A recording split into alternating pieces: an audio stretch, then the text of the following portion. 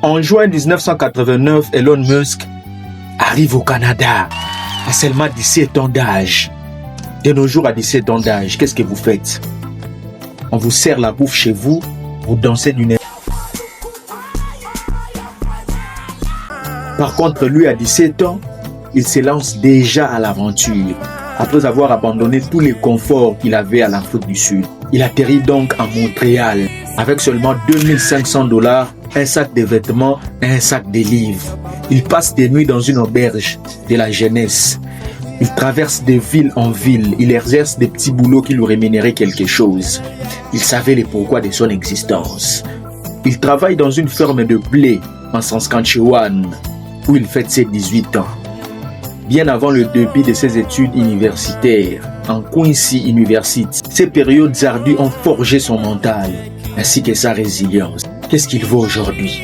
La fortune d'Elon Musk en temps réel est de 827 milliards de dollars.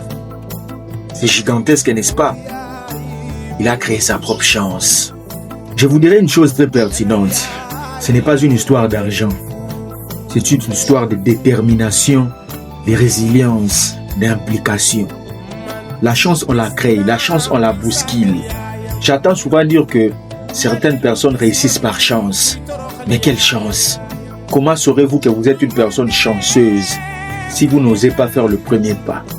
Si vous ne vous offrez pas comme sacrifice pour avoir ce que vous désirez au plus profond de vous, en toute dignité. Comment est-ce possible? Parfois dans la vie, vous devez abandonner certaines choses pour avoir ce que vous méritez. Vous ne pouvez malheureusement pas recevoir auprès des personnes salvatrices certaines opportunités ayant les mains bien surchargées. C'est impossible. Vous devez d'abord déposer ce que vous tenez pour avoir ce que vous méritez. C'est ça la vie. Certaines personnes ont du mal à se catapulter au niveau supérieur parce qu'elles ont peur de faire le premier pas, peur de l'inconnu, peur d'abandonner les mauvaises habitudes, peur de perdre les conforts qu'elles ont actuellement, peur d'abandonner un boulot minable dirigé par un chef atteint du syndrome de Napoléon. En entrepreneuriat, on dit l'économie, c'est sacrifier le présent pour un avenir plus meilleur. C'est ça. Si un rêve meurt, remplacez-le par un autre et enfantez-le.